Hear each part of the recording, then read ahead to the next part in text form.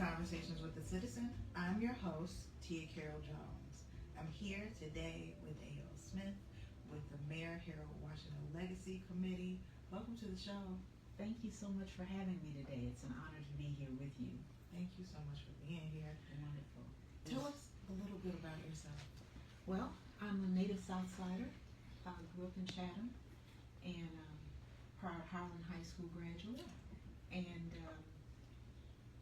have lived in Chicago all my life and have traveled the world, luckily, and did a lot of things thanks to Mayor Harold Washington and working with him down through the years.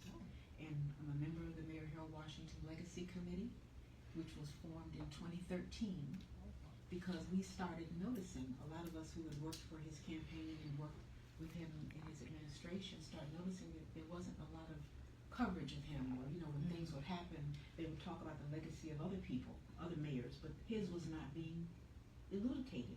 So we said we need to do something because he was the 51st mayor of Chicago and the first black mayor of Chicago. That was historic. And for those of you who might remember those days, it was not an easy climb to get there.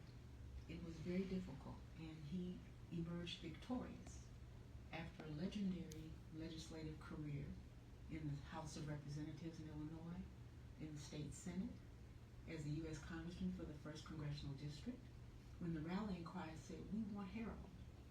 And people started asking him to run for mayor. And he was like, "No, I'm happy right here in Congress. I'm happy doing what I'm doing, legislation for the district of my people. And you all must be crazy." Yeah. And they said, "No, we want you to run. We want you to run. We want Harold. We want Harold." He said, "Okay, if you want Harold, then I need you to make sure you register 100,000 voters. 50,000 voters, and I need at least $100,000 to fund this campaign, because it's not going to be easy. You know where we live, right? In Chicago." Okay. Well, the rest was history, because a group of black businessmen, founded by, at that time, my boss, Ed Gardner of Soft Sheen Products, and the Black Hair Care Manufacturers Association, and other advocates, said, "Okay, all right, Harold." We registered 100,000 voters and gave him $250,000 for his campaign. And the reason that I know is because I was the person that had to deliver the check.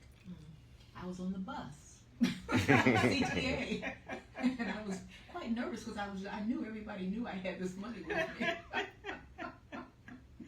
And the man that I married, when he found out that I was on the bus, he came to meet me at 79th in college. He said, "No, you're not going to be on the bus. I'm going to take you to deliver this money." So those are the types of stories that we don't ever want to lose. And it's so important because as we sit here today, we know that Mayor Washington's legacy was so profound. And unfortunately, he passed away 37 years ago on November 25th, 1987, in his City Hall office after he had just won re-election for his 2nd term. So what we're doing on November 25th, this coming Monday, the Mayor Harold Washington Legacy Committee is holding our 6th annual wreath-laying ceremony at Oakwood Cemetery at his gravesite. And we do that because we don't want to ever forget, we don't want the residents of the city of Chicago to ever forget who he was and how important he was for our political, social, and economic justice. And we who formed the organization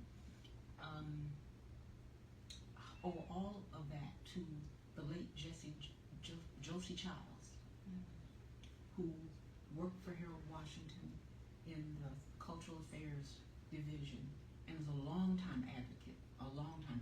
Her every other word was Harold Washington, even until the day she died in 2023. But we need to continue to elevate our historical and our current